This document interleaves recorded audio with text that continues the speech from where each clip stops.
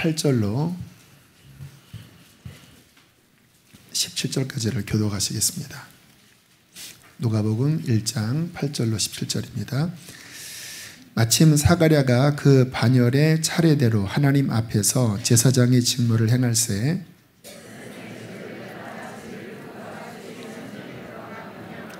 모든 백성은 그 분향하는 시간에 밖에서 기도하더니 사가랴가 보고 놀라며 무서워하니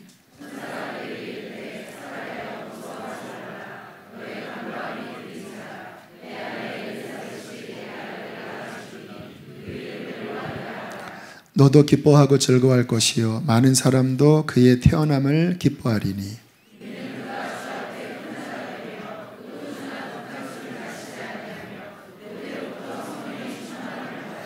이스라엘 자손을 주 곧 그들의 하나님께로 많이 돌아오게 하겠습니다.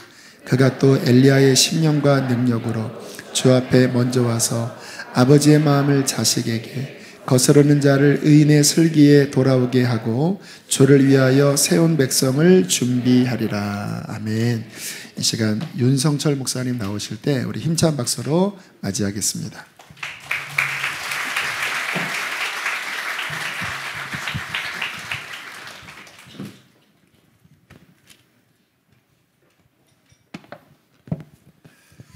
할렐루야. 여러분 뵙게 돼서 반갑고요. 항상 그렇진 않는데 기도하다가 보면은 가끔가다 주님이 좀 주시는 감동이 조금 있어요. 조심스럽긴 하지만 오늘 우리 수지 선한목자교회 처음에 들어와서 찬양하고 기도하는데 하나님이 이게 좋은 어감인지 몰라도 영이 막 격동된다?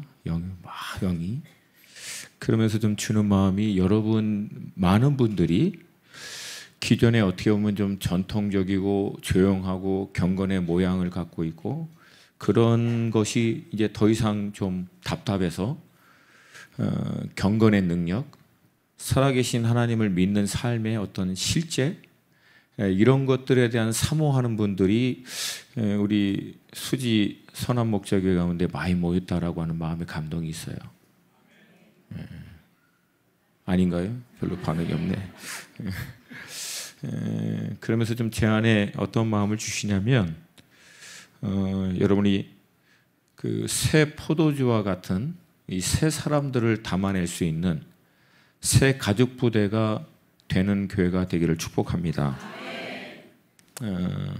뒷부분에 물론 나누겠지만 결국은 새로운 세대가 일어나기 위해서는 새로운 포도주가 담아지기 위해서는 새 가족 부대가 먼저 준비돼야만 그 새로운 가족 부대라고 하는 몸을 통해서 새로운 세대가 일어납니다. 우리 수지 선한목자교회가 좀 그런 새로운 가족 부대와 같은 모델을 한국교회에 좀 제시할 수 있는 보여줄 수 있는 교회가 되기를 축복합니다. 양쪽에 계셔갖고 제가 시선을 어디다 둬야 될지 어마어마한 내공이 필요하네요. 여기는 하여튼 이게 1900 초에 우리나라가 그 처음 예배드릴 때 여자분 남자분 이렇게 하고 여기는 스페셜입니까? 기름 부으심 받은 할렐루야. 그렇게 될 줄로 믿습니다. 편안하게 목사님이 이제 시간 충분히 갖고 하라 그래서 굉장히 편안하게 하겠습니다. 저는 원래 짧게 하면 막 분주해서 말이 잘 안 되는데 제가 오래전에 봤던 영화 가운데 그 한국말로는 월터의 상상은 현실이 되고 그런 영화가 있습니다. 이제 영화 내용은 미국의 그 타임 매거진만큼이나 유명한 그 매거진 회사 중에 라이프 매거진이라는 회사가 있습니다. 이 라이프 매거진에서 일하고 있는 월터라고 하는 사람을 소재로 해서 만든 영화인데 이 사람이 이제 주 일은 뭐냐면은 라이프 매거진 회사가 어마어마하게 큰 회사거든요. 근데 그 회사의 지하에 어마어마한 창고에 조그만 책상 하나하고 자기 옆에 그 동료 직원하고 같이 전 세계에서 유명한 그 사진 작가들이 보내주시는 필름들이 있으면 그 필름을 점검하고 확인하고 난 다음에 재배치시켜서 필요한 부서에마다 이 필름을 보내는 일을 그 지하 거의 뭐 감옥 같은데 그 책상에 불 하나 켜놓고 그거를 지난 십몇 년 동안 계속 그 따분하고 단조롭고 반복적인 일을 늘 해오는 거예요. 그러니까 여러분 이런 일도 한 십몇 년 하다 보면요 나중에는 뭐 힘들죠 사실은. 근데 이 친구는 이제 그런 일들을 늘 하면서 마음 한쪽에서는 좀 이런 답답하고 이렇게 반복적이고 단조롭고 너무 뭐 아무 의미도 없는 그런 현실을 좀 벗어나서 뭔가 좀 새롭고 재밌고 좀 그렇게 흥분된 어떤 그런 삶에 대한 동경을 늘 합니다. 근데 그 동경은 늘 이 머리의 생각에서만 맴도는 거예요. 늘 그냥 생각에서만 그렇게 꿈꾸는 거예요. 그래서 뭐 가령 출근길에 자기가 이제 회사에서 좋아하는 여자가 있는데 그 여자 집에 그 아파트에 만약에 불이 나면 내가 그 불난 아파트 창문을 뛰어들어서 여자가 좋아하는 고양이를 구해내서 여자에게 탁 건네주고 멋있는 말과 함께 유유히 사라지는 거 생각하다가 출근 절차를 놓쳐버리고, 그리고 회사 그 엘리베이터 안에서 이제 자기 그 상사하고 만나서 이제 상사가 얘기하는 약간 비아냥거리는 얘기하면 멋있는 멘트를 날려서 상사를 많이 그 말의 카리스마로 딱 누르고 주변에 있는 다른 직원들은 와 대단한데 멋있는데 그거 혼자 띵 생각하다가 다 내리는데 혼자만 엘리베이터에 있는 거예요. 그리고 뭐 이런 이제 비일비재하게 이제 이런 거예요. 그러니까 항상 원하는 것은 자기 이 상상 안에서 벗어나지를 못하는 거예요. 그러던 어느 날 이 라이프 매거진이 1936년에 만들어진 회사인데 한 70년 이후에 처음으로 이제 종이로 매거진을 만들었던 회사가 이제 컴퓨터 웹사이트로 회사를 어마어마하게 이제 큰 전환을 합니다. 그리고 나서 내린 이제 결론이 마지막 이제 종이로 만든 매거진을 이제 만들 텐데 그 표지 그림을 위해서 전 세계에서 제일 유명한 사진 작가가 이제 마지막으로 필름을 보내줍니다. 근데 문제는 그 작가가 보내준 이 필름을 잃어버린 거예요. 이걸 아무리 찾으려고 해도 못 찾는 거예요. 뭐 하여튼 보스는 계속 필름 갖고 있지 막 얘기하는데 이걸 아무리 수소문하고 찾아도 이걸 발견하지 못하자 결국은 이 월터가 결정을 내립니다. 이 필름을 찾기 위해서 아이슬란드로 비행기를 타고 가요. 비행기를 타고 도착을 했는데 마침 그 필름 작가가 배를 타고 그린랜드 쪽으로 향한다는 얘기를 듣고 헬리콥터를 타고 그 배가 있는 곳을 따라가서 헬리콥터에서 바다로 뛰어내려서 배에 올라타고 그 와중에 막 상어하고 싸우기도 하고 탔는데 알고 보니까 이미 내렸어 전에. 그래서 다시 거기까지 또 가보니까 이제 그 그린랜드는 마침 또 화산이 터지고 있네요. 그래서 그 사람 있는데 갔는데 화산이 터지니까 이 사진작가가 있다라고 하는 옆에 마을까지 가는데 교통수단이 없으니까 꼬마 아이들한테 그 롱보드라고 있어요. 스케이트보드 같은 거. 그걸 타고 산꼭대기에서부터 밑에까지 그 보드를 타고 내려가는 거예요. 막 화산 터지고 있는데 막 내려가고. 하여튼 이 모든 우여곡절 끝에 결국은 이 필름을 찾습니다.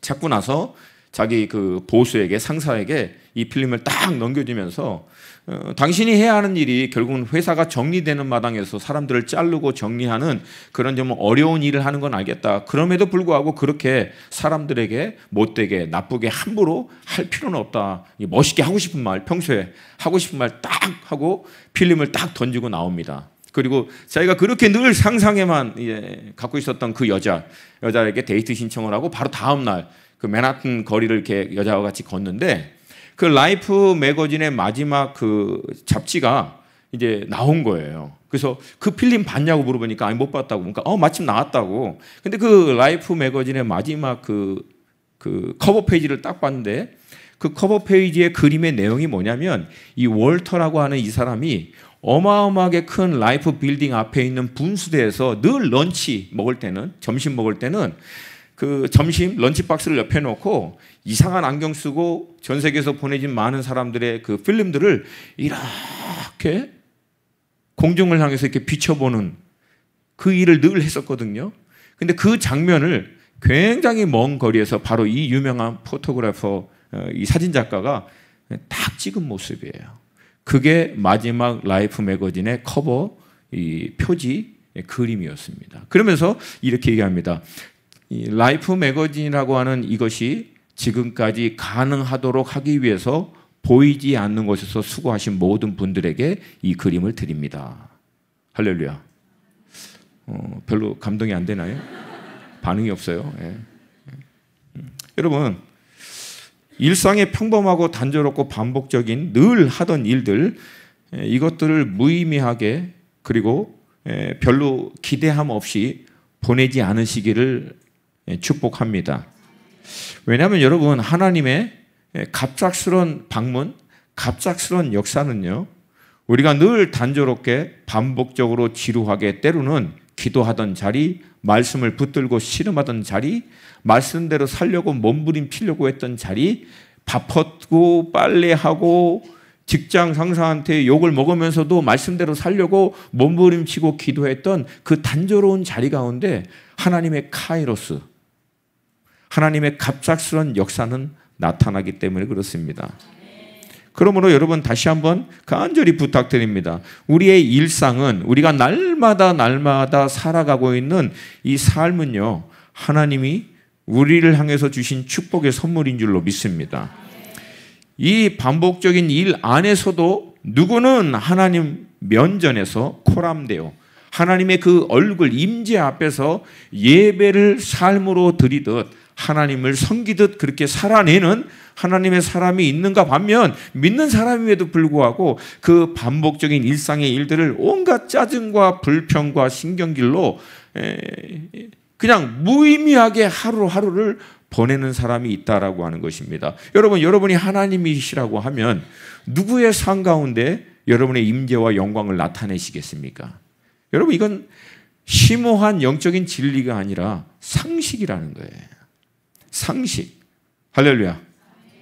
하나님은 오늘 하루도 기쁨으로 단조롭고 반복적이지만 그 일을 꾸준히 감당하는 하나님의 사람들의 삶 가운데 당신 자신을 나타내시고 또 그들의 일상의 삶 가운데 그들의 그 반복적이고 신실한 그 일들을 통해서 역사하시는 하나님이신 줄로 믿습니다. 오늘 본문을 보면 사가랴라는 제사장하고 그의 아내 엘리사벳이라고 하는 사람이 나옵니다. 이 두 사람에 대한 짤막한 배경을 오늘 본문 앞에 5절이 설명을 하고 있습니다. 우리 5절 말씀 한번 좀 같이 우리 성경을 보면서 읽었으면 좋겠어요. 누가복음 1장 5절 말씀 우리 한 목소리로 같이 읽겠습니다. 시작.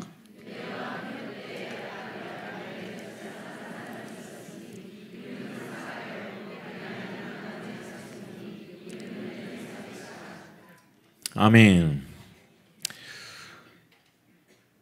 오늘 본문 이 사가랴는 당시의 제사장이라고 하는 직분을 갖고 있는 사람입니다. 여러분, 이 당시의 제사장의 숫자가 대략 7,200명입니다. 그리고 이 제사장들이 24개의 반열, 24개의 어떻게 보면은 디비전, 부서에 따라서 순차적으로 성전에 들어가서 섬깁니다. 쉽게 얘기해서 이 24개의 반열 가운데 하나가 아비야 반열인데 사가랴는 바로 이 아비야 반열에 속해 있는 제사장이에요. 지금으로 얘기하면은 24개가 마치 교단 같아요. 뭐 감리교, 성결교, 침례교, 장로교 이렇게 24개의 교단 중에서 한 교단에 수천 명의 이제 목회자가 있는데 그 목회자 가운데 한 명이 바로 오늘 사가랴라는 거예요. 그리고 그의 아내 엘리사벳은 누구냐면은 그 조상이 위에까지 올라가 보니까 아론 대제사장의 계열이에요. 그러니까 얘기하면은 지금 얘기하면 뭐 어떤 큰 교단의 초대 그 교단장님의 손녀의 손녀의 손녀 뭐 이런 족보는 있지만 실제적으로는 별 의미는 없는 무슨 말씀인지 아시겠죠? 그러니까 얘기가 핵심은 그냥 많은 목회자 가운데 한 명 사가랴와 엘리사벳을 오늘 본문은 소개하고 있습니다. 근데 이 두 사람에 대한 평가를 바로 다음 절 6절이 설명합니다. 6절 말씀 함께 같이 읽겠습니다. 시작. 이 두 사람이 하나님 앞에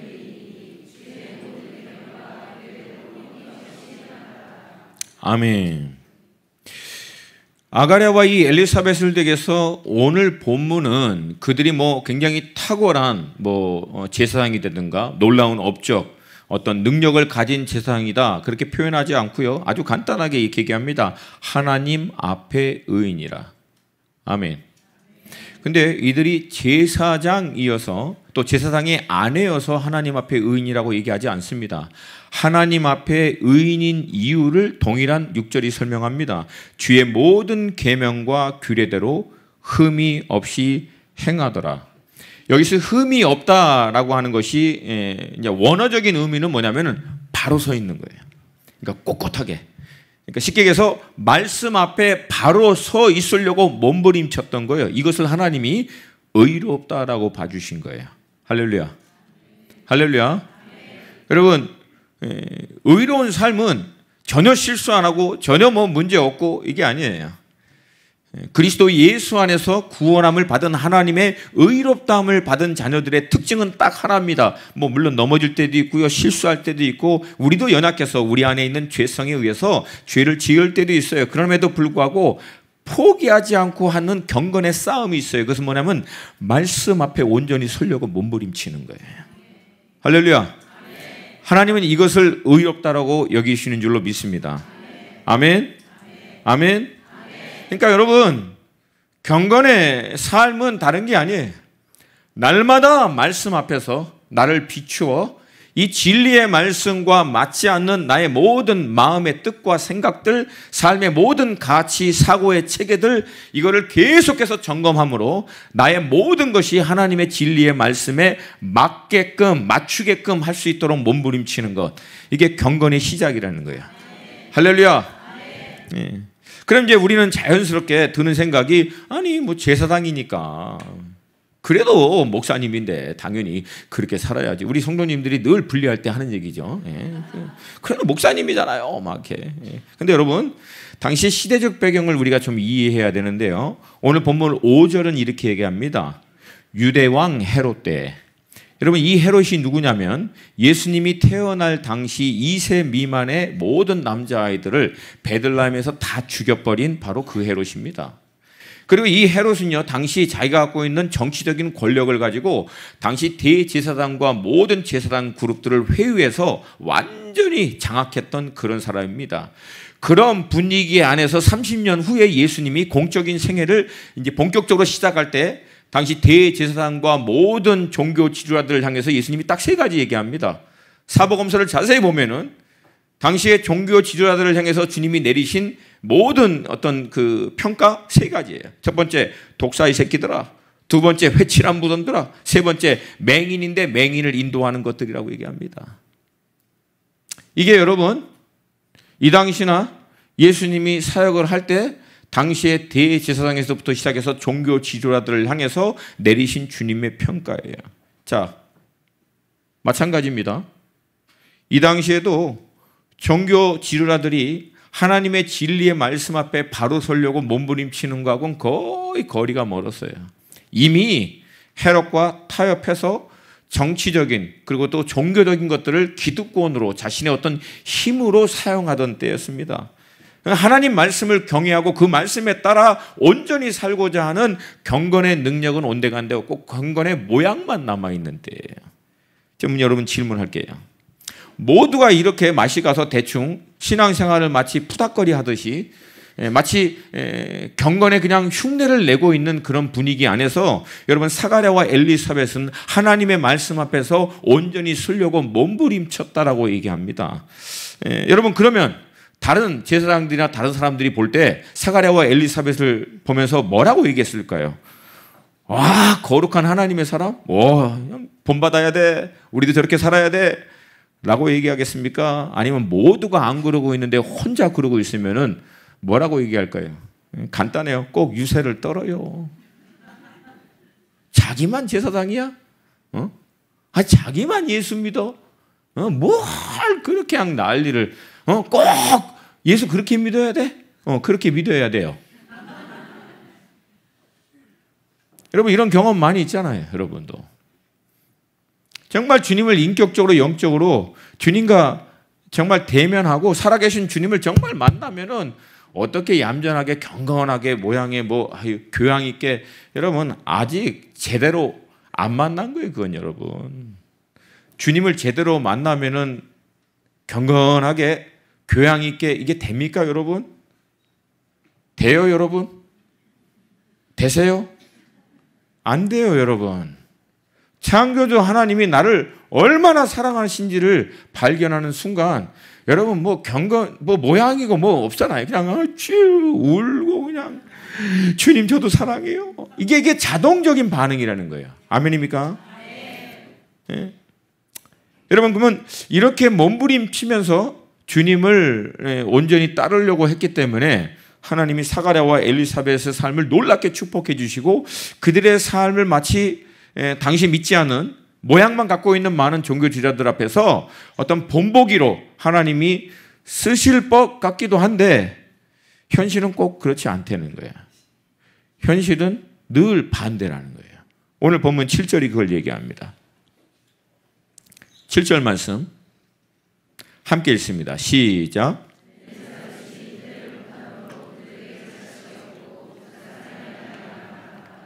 아멘. 여러분 이 당시에 자녀는 여호와의 축복이라고 일반적으로 사람들이 이해하고 있는 그 개념이에요.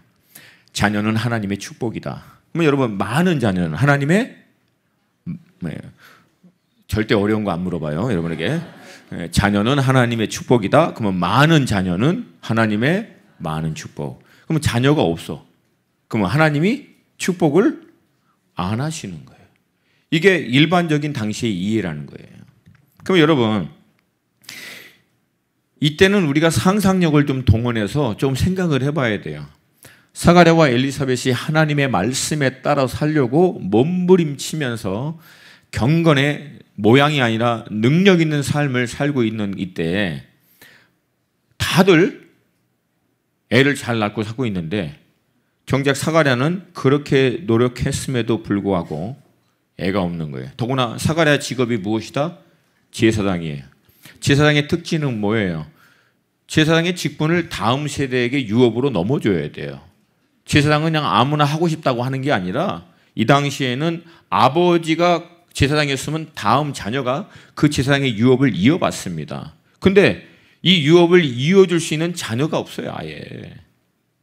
그러니까 자기 나름대로는 최선을 다해서 하나님을 열심히 섬겼다라고 했는데 가장 당연하다라고 생각할 수 있는 일반적이라고 생각할 수 있는 축복마저도 하나님이 허락하지 않는 거예요. 그러면 여러분 그러고 있는 이제 나를 주변 사람들이 볼 때 뭐라고 얘기했겠어요? 뭐 벨놈의 소리 다 했겠죠. 거룩한 척 하더니만 왜 애는 없디야? 혹시 거룩한 척 해놓고도 숨겨놓은 죄가 있는 거 아니야? 왜 그럴까? 우리는 별로 경건하지도 않은데 그냥 힘만 주면 다 나오는데 왜 이놈의 집은 안 나와? 막 벨놈의 소리 다 있겠죠. 여러분 여기까지는 어떻게 보면 사가랴하고 엘리사벳도 이겨낼 수 있다라고 볼 수 있는데 마지막 아주 절망적인 얘기가 나옵니다. 그게 두 사람의 나이가 많더라. 원어적으로 보면은 이제 더 이상 육신적으로는 애를 가질 수 없는 연령에 이른 것을 얘기합니다. 여러분 성경 말씀을 깊이 이해하기 위해서는 본문의 말씀을 통해서 여러분 글자만 보지 마시고요. 그림을 그려보셔야 돼요. 상상력을 동원해서. 그럼 여러분 자신이 이제 사가랴라고 생각해 보세요. 엘리사벳이라고. 나름대로 이제 지역교회 안에서 하나님의 말씀대로 열심히 봉사하고 섬기고 영혼들을 돌아보는 그런 좋은 장로님 또한 집사님 또 그런 목회자라고 생각해 보세요. 어떻게든지 이 말씀대로 하나님 원하신 대로 살려고 날마다 말씀 가까이 하고 이 말씀대로 살게 해달라고 날마다 주님 앞에 기도하고 몸부림치고 어떻게든지 주님 영광 드러내기 위해서 그렇게 살고 있는데 이상하게 나만 안 풀려. 나만. 그냥 대충 하는 사람들도 기본적인 기도 응답만 아니라 다 응답 받는 것 같은데 이상하게 내 삶만 하나님이 관심을 두고 있지 않는 듯 전혀 하나님의 역사, 하나님의 인도하심이 도대체 보이지 않는 거예요. 여러분 그것도 한두 번이죠. 1년, 5년, 10년, 20년 이렇게 지났다라고 생각해 보세요. 쉬울까요? 어려울까요? 별 생각 없으세요? 쉬울까요? 어려울까요? 혹시 이 가운데 그런 분이 계시다면 오늘 이 메시지가 여러분에게 해답입니다. 아멘. 여러분, 그렇게 하던 어느 날 아비야 바녀의 순차에 따라서 이제 사가랴도 다른 지사장과 함께 대략 한 300명이겠죠. 이제 300명이 지사장이 이제 성전에 들어가서 섬기기 이제 오래 전부터 목욕하고 자기를 거룩하게 경건하게 준비하고 그러고 난 다음에 성전에 가서 섬기는 거예요. 그러면 여러분이 이제 사가랴예요. 이번에도 다시 아비야 바녀이 들어가서 성전을 섬겨야 되는 순번이 왔어요. 여러분이 일주일 전부터 목욕 제기하고 자신을 거룩하고 경건하게 지켜서 하나님의 성전을 에서 섬기는 것을 전혀 부족함 없도록 열심히 했어요. 그리고 이제 성전을 향한 그날 제사장 예복을 다 입고 성전을 향해서 가는 거예요. 하늘도 너무 파래, 날씨도 너무 화창해. 그리고 그 성전을 향해서 그렇게 가고 있는데 주변에 아이들이 막 뛰노는 것들을 볼 때 성전을 향해서 걸어가고 있는 이 사가랴의 마음은 어땠을까요? 이걸 느껴야 돼요, 여러분이. 어땠을까요? 저는 이거 묵상하다가 과연 내가 사가랴였으면 나는 어떻게 했을까? 성전을 향해 가다가 돌아서서 딴 데로 빠져버렸을까? 아니면 성전 들어가서 섬기다가 섬기던 그릇 바닥에 확 던지면서 하나님한테 그랬을까? 뭐 하시고 계시냐고 하나님. 왜 나만 미워하냐고. 왜 나만 응답 안 하시냐고. 근데 여러분 오늘 본문의 사가랴는 전혀 그런 미동이 없어요. 여러분 영성, 이게 영성이에요. 경건의 능력, 이게 경건의 능력입니다. 막 기도할 때 막 떨려 이게 영성이 아니고 이게 영성이에요. 아니 아까 기도 굉장히 겁나게 세게 하시더니 이렇게 반응들이 없어요. 여러분 이게 영적인 힘이라는 거예요. 이게 능력이에요. 하나님 지금도 이런 사람 찾고 있어요. 환경과 조건에 전혀 미동하지 않고 하나님 한 분에게만 온전히 붙들려 있어서 미동하지 않고 신실하게 섬길 수 있는 사람. 할렐루야. 할렐루야. 여러분 다 잘 될 때는 하나님 다 잘 섬겨요. 그래서 다 잘 될 때, 문제 없을 때, 평범할 때는 누가 진짜인지 누가 가짜인지 잘 드러나지 않습니다. 그러나 여러분 이런 결정적인 상황과 문제 앞에 딱 직면하면 모든 진짜와 가짜는 그냥 홍해 갈라듯이 쫙 갈라진다는 거예요. 모든 상황과 환경이 내가 기대하고 소망하는 거하고 전혀 반대로 지나갈 때도 여전히 나는 하나님을 신뢰하고 묵묵히 그분의 인도하심을 쫓아갈 수 있는가?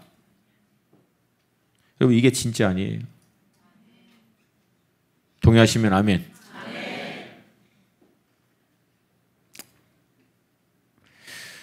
그러던 어느 날 이번 아비야 바녀이 하나님 앞에 섬기던 그때 이 대략 300명 가운데서 한 명이 제비 뽑혀서 분향단 앞에 나가서 분향을 합니다. 그래서 여러분 7,200명 중에서 어떤 사람은 평생 동안 한 번도 분향단에 못 나가는 사람이 있고요.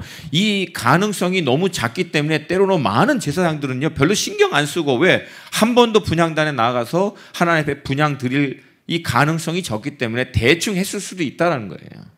근데 이날은 사가랴가 하나님 앞에 제비를 뽑혀 분향하는 그 장소로 들어갑니다. 그리고 분향할 때 천사의 방문을 경험합니다. 이게 바로 10절과 11절 말씀입니다. 10절과 11절 말씀 같이 읽겠습니다.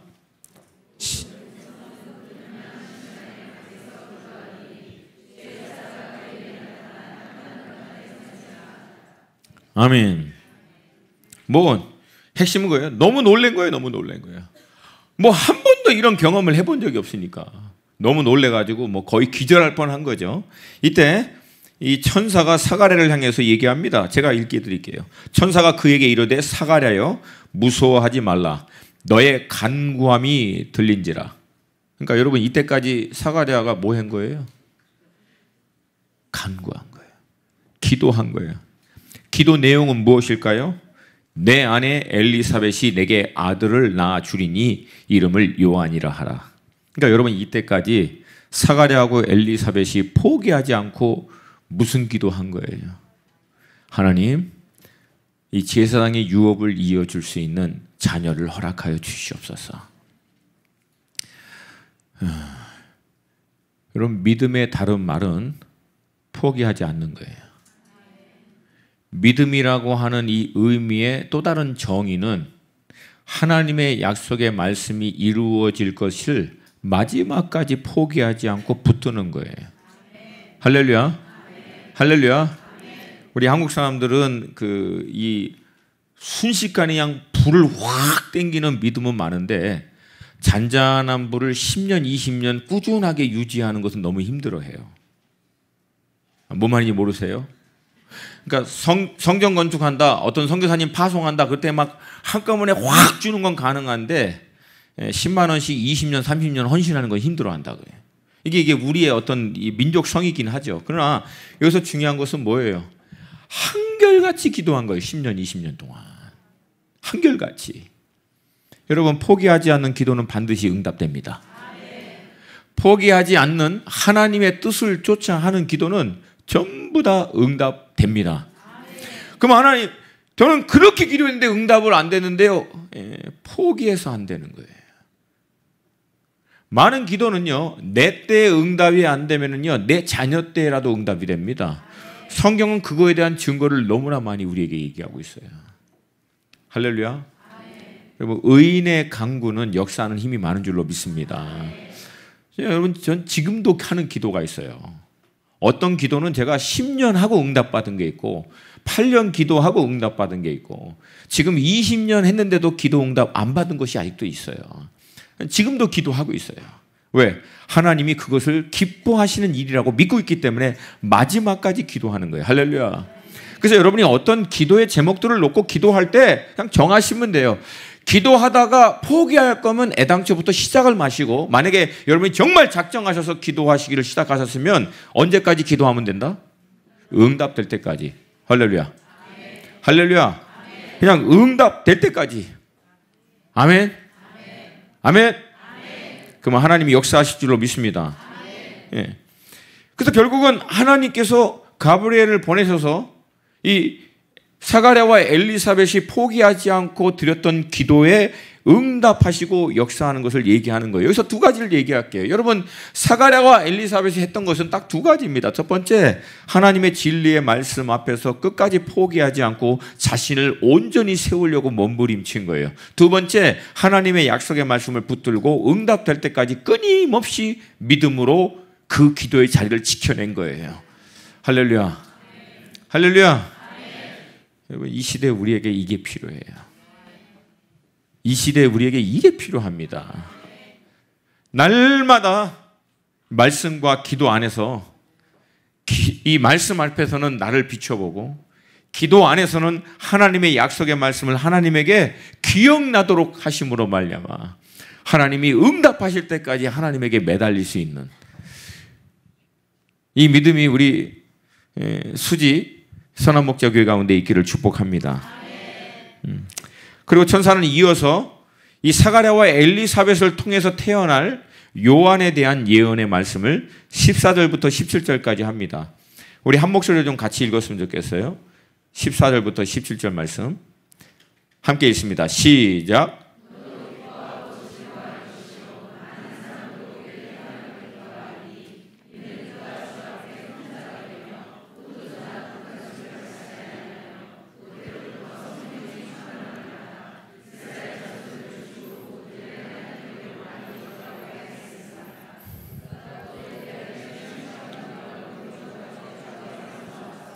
아버지의 마음을 자식에게, 거스르는 자를 의인의 슬기에 돌아오게 하고 주를 위하여 세운 백성을 준비하리라. 아멘. 요한에 대한 예언의 말씀의 첫 번째는 이 아이가 너뿐만 아니라 많은 사람의 기쁨이 될 거라고 예언합니다. 그리고 두 번째, 이 아이는 나시린과 같이 모태에서부터 구별되고 성령이 충만하여 하나님이 보내실 메시아의 길을 예비하는 자로 쓰임받을 것에 대한 예언을 합니다. 그러나 더 중요한 것은 17절이에요. 17절, 그가 또 엘리야의 심령과 능력으로 주 앞에 먼저 와서 아버지의 마음을 자식에게 거시는 자를 의인의 슬기에 돌아오게 하고 주를 위하여 세운 백성을 준비하리라. 오늘 이 17절에 이 천사가 인용한 말씀은 말라기서에 있는 4장과 5절과 6절 말씀입니다. 제가 그냥 읽어드릴게요, 여러분에게. 보라, 여호와의 크고 두려운 날이 이르기 전에 내가 선지자 엘리야를 너희에게 보내리니 그가 아버지의 마음을 자녀에게로 돌이키게 하고 자녀의 마음을 그들의 아비에게로 돌이키게 하리라. 돌이키지 아니하면 두렵건대 내가 와서 그 땅을 칠까 하노라. 이 예언의 말씀 그대로 하나님께서는 이 사가랴와 엘리사벳에게 이 엘리야의 심령을 가지고 와서 오실 메시아의 길을 예비할 수 있는 사람으로 세례 요한을 보내주십니다. 근데 오늘 본문의 말씀을 가만히 보면 약간 틀려요.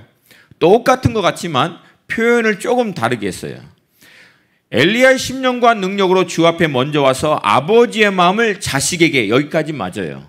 그리고 자식의 마음을 아비에게로 라고 하는 표현 대신에 오늘 본문에서는, 누가복음에서는 거스르는 자를 의인의 슬기로 돌아온다. 그래서 자녀라고 하는 말 대신에 거스르는 자라고 얘기하고요. 아비라고 하는 마음, 아비의 마음이라고 하는 얘기 대신에 의인의 슬기로 표현을 바꿉니다. 그래서 여기서 얘기하는 자식과 아비의 마음이 도대체 무엇인지를 오늘 본문이 설명해 주고 있는 거예요. 그러니까 자식은 거스르는 자로 표현하는 거예요. 아비는 슬기로운 자로. 그래서 여기서 얘기하는 아비 세대는 무엇을 얘기하냐면 야훼 하나님만을 온전히 섬기는 아버지의 세대들을 얘기하고요. 자녀들은 누구를 얘기하냐면 그 야훼 하나님을 경외하는 마음에서 떠난 그 시대의 세대들, 패역한 자녀들 세대에 대해서 얘기합니다. 여러분, 엘리야처럼 당시 여러분 엘리야가 활약했던 것이 북이스라엘인데 이스라엘의 북이스라엘과 남왕국 유다 전체 이스라엘 이 역사를 통틀어서 가장 악한 왕이 누구였냐면 아합, 그리고 그의 아내 이세벨. 이게 얼마나 악하고 사악했으면 결국은 갈멜산 위에서 엘리야가 목숨을 걸고 아합과 이세벨, 아세라를 숭상하는 모든 우상 숭배자들 모여서 우리가 잘 알고 있는 대로 갈멜산에서 결투를 합니다. 그래서 야훼 하나님을 경외하는 그들의 조상의 그 아비들의 마음에서 떠난 엘리야 때에 살고 있는 그 자식들의 세대들의 마음을 결국은 이 하나님의 역사를 통해서 돌이키는 일들을 엘리야가 갈멜산 위에서 아합과 이세벨 때에 행합니다. 똑같이 이 엘리야의 마음으로 예수 그리스도께서 이 땅에 오시기 전에 당시 종교 지도자들에서부터 모든 백성들의 마음이 거스리는 마음, 자식의 마음과 같이 하나님을 온전히 경외하는 마음에서 다 떠나버렸거든요. 그렇게 떠나버린 하나님의 마음을 이제 메시아가 곧 와서 생명을 얻을 수 있는 이 복음의 말씀을 증거할 터인데 이대로는 아무도 그 메시아를 온전히 받아들일 수 있는 사람이 없기 때문에 광야에서 외치는 자의 소리같이 엘리야의 마음으로 그냥 외치는 하나님의 사람으로 이 세례 요한이 그 역할을 감당한 거예요. 그래서 메시아의 길을 예비하는 사람으로 쓰임을 받습니다. 근데 여기서 이 엘리야, 이 요한에 대해서 얘기했던 오늘 본문에 보면은 엘리야의 심령과 능력으로 주 앞에 먼저 와서, 이게 헬라어로 보면은 프로엘코마이라고 하는 단어입니다. 이 프로엘코마이가 무엇 앞에서 달리다, 앞서가다 그 뜻이어서 영어로는 이것을 forerunner, 한국말로는 선두주자라고 흔히 이제 표현을 합니다. 그래서 이 말씀을 가지고 많은 사람들이 지금 forerunner generation, 선두주자 세대들, 이런 어떤 성경적 이 개념을 가지고 마지막 때에 하나님의 이 세대들이 일어나는 일들을 위해서 운동을 지금 하고 있는 사람들이 많습니다. 근데 여기서 우리가 눈여겨봐야 될 것은 이 forerunner generation들이 마지막 때는 특정한 한 사람이 일어나는 것이 아니라 세대가 일어날 거라는 거예요. 세대가. 할렐루야. 아멘. 할렐루야. 아멘. 여러분 믿으시면 아멘. 아멘입니다. 이제 이러한 운동의 성경적 배경이 있어요. 오늘 그것을 여러분하고 같이 나누고자 합니다. 오늘 이 말라기에 인용한 말씀의 시제를 보면은 보라 여호와의 크고 두려운 날이 이르기 전에, 이 여호와의 크고 두려운 날을 두 가지 관점으로 해석합니다. 첫 번째 역사적 관점이에요. 그것은 뭐냐면은 이 말씀 그대로 요한이 와서 오실 메시아의 길을 예비하기 위해서 회개의 메시지를 선포하고 많은 사람들이 이 요한에게 나와서 요단강에서 침례, 세례를 받고 많이 회복되는 것 같지만 안타깝게도 결국은 메시아가 왔을 때 이스라엘은, 유대인들은 자신들의 메시아를 십자가에 못 박혀 죽여버립니다. 스스로. 그러므로 하나님을 경외하는 마음에서부터 돌아서 버려요. 여러분, 그 결과를 하나님이 뭐라고 얘기했어요? 말라기. 돌이키지 아니하면 내가 그 땅을 칠까 하노라. 근데 여러분, 결국은 돌이키지 않은 결과로 말하면 하나님이 이스라엘을 그 땅을 쳤습니까? 안 쳤습니까? 쳤어요. AD 70년에 로마의 디도 장군에 의해서 이스라엘은 AD 70년, 지금으로부터 거의 한 1950년 전에 이스라엘이라고 하는 나라는 지구상에서 없어져 버렸어요. 왜? 하나님이 이 엘리야의 심정을 가진 요한이 와서 메시아의 길을 예비하기 위해서 광야에서 그렇게 외쳐서 아비의 그 마음, 야훼 하나님을 경외하는 그 마음으로 돌이켜라. 돌이키지 않으면 하나님이 치신다. 그렇게 선포했음에도 불구하고 그들은 결국은 돌이키지 않습니다. 그래서 복음이 유대인에게 원래는 흘러가야 되는 이 복음이 이방인에게 흘러가 버리고 결국 복음을 받아내야 될 이 이스라엘 백성들은요, 이 예언의 말씀대로 하나님께로부터 심판을 받고 AD 70년에 지구상에서 없어져 버려요. 당시 디도 장군이요, 예루살렘을 점령할 때 성전의 벽에 돌 위에 돌 하나도 남지 않도록 완전히 다 쓸어버렸습니다. 왜? 당시 유대인들이 로마를 끝까지 저항했거든요. 로마의 정책이에요. 대항하는 민족들을 향해서는 자비가 없어요. 본보기를 보여주기 위해서 완전히 다 쓸어버렸어요. 초토가 돼버렸어요. 여러분, 하나님의 말씀은 반드시 성취됩니다. 여러분, 하나님의 말씀을 절대 가볍게 보지 마세요. 창세기부터 요한계시록까지 하나님의 말씀이 내가 이렇게 하겠다라고 한 것 중 가운데서 하나님이 안 하시고 대충 넘어간 예가 없어요. 하나님은 그의 선지자를 통해서 하신 모든 말씀을 반드시 성취하십니다. 할렐루야. 할렐루야. 그러나 돌이킬 때는 하나님의 놀라운 축복과 역사가 있는 줄로 믿습니다. 그래서 여호와의 크고 두려운 날에 1차적인 관점은 바로 이 역사적인 관점인데, 또 하나는 종말론적인 관점이에요. 구약의 선지자들이 자기가 살고 있는 시대에서부터 미래의 어느 시점에 일어날 역사적인 사건을 예언을 합니다. 다니엘서도 나오고요, 에스겔에도 나오고 이런 예언은 많습니다. 그러나 자기가 살고 있는 시대에서 미래의 어느 시점에 일어날 역사적인 사건을 비추어서 이 역사적인 사건을 보고 마지막 때에 일어날 일들에 대해서 미리 깨달아 알 수 있도록 준비시킵니다. 그런 말씀은 굉장히 많아요. 이게 두 가지를 겹쳐서 보는 관점이에요. 그러니까 오늘 본문에서 얘기하고 있는 말라기의 역사적 관점은 AD 70년에 일어났지만, 보라 여호와의 크고 두려운 날, 이것은 마지막 메시아가 올 때에 대한 말씀이에요. 그것에 대한 뒷받침이 뭐냐면은 오늘 이 말씀에서 얘기하고 있는 표현 자체가요, 여호와의 크고 두려운 날, 구약에는 곳곳에 이 표현이 나옵니다. 근데 여호와의 크고 두려운 날에 대한 이 말씀은 거의 종말론적인 메시지를, 마지막 때에 대한 메시지를 얘기할 때 꼭 사용하는 표현이에요. 그래서 역사적으로는 AD 70년에 일어났던 일이지만 이 말이 얘기하고 있는 종말론적인 관점에서는 마지막 때에 또 이와 흡사한 일들이 일어날 거라고 하는 거예요. 따라오시죠? 따라오시죠? 근데 이 마지막 때에는 한 사람이 아니라 세대가 일어난다는 거예요. 왜냐하면 구약에서부터 세례 요한까지는 성령님이 한 특정한 개인 가운데 강권적으로 임하시고 역사하셨어요. 그러나 예수 그리스도께서 이 땅 가운데 죄와 사망의 권세를 깨뜨리고 부활하시고 하나님의 나라의 메시지를 당신들의 제자를 통해서 이제 선포하게 하시고 아버지께 돌아가고 난 다음에는 내가 내 영을 만민에게 부어준다라고 하는 요엘 선지자의 말씀 그대로 내가 아버지께로 돌아가는 것이 너희들에게 유익이 되는데, 왜냐하면 내가 이제 성령님을 보내주시기 때문이다라고 얘기합니다. 그리고 그 성령님은 특정한 개인에게 임하는 게 아니라 주님을 믿는 모든 남정과 여종에게 부어주시겠다라고 약속하신 거예요.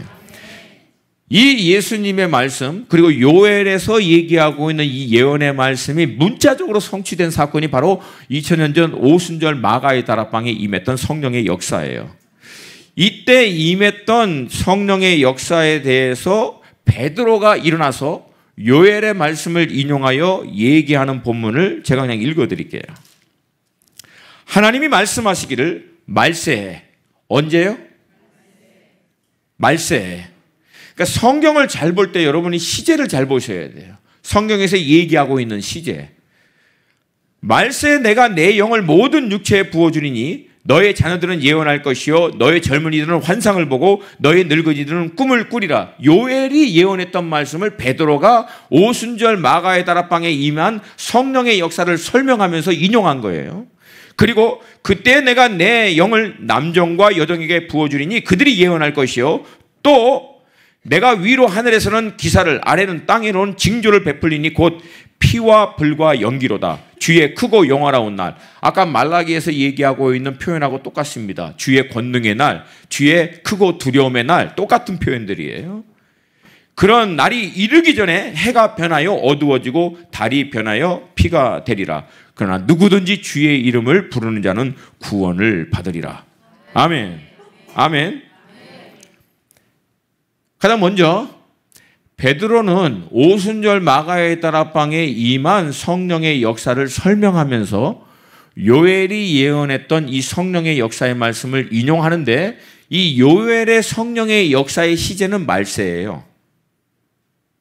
말세에 그런 일이 일어날 거라고 요엘이 예언했는데 2000년 전 마가의 다락방에 임했던 성령의 역사를 베드로는 이 말씀을 인용해서 설명한 거예요. 그러면 베드로의 입장에서는 말세가 언제부터 시작했어요? 뭔 말인지 잘 모르겠어요. 다시 해줄까요? 요엘이 말세에 영을 부어준다고 했는데 오순절 마가의 다락방에 임했던 성령의 역사를 베드로는 요엘의 그 예언의 성취다라고 인용했어요. 그러면 베드로가 볼 때는 말세가 언제 일어났어요? 2000년 전에. 그러면 여러분 2000년 전에 말세가 시작했으면 지금은 말세. 말세의 끝자락이라는 거예요. 다음에 기회 되면 제가 얘기해 드릴게요. 그래서 여러분 흔히 기승정결 그렇게 네 가지 나누잖아요. 그러니까 이미 기승절은 끝나고요. 마지막 결 부분이 시작이 2000년 전에 됐다는 거예요. 결의 시작이 2000년 전에 시작해서 지금은 이 마지막에 끝자락에 와 있다라고 하는 거예요. 그게 첫 번째고요. 이 요엘에서 예언했던 이 말씀이 2000년 전 오순절 마가의 다락방에는요, 문자적으로 완전하게 다 성취되지 않았어요.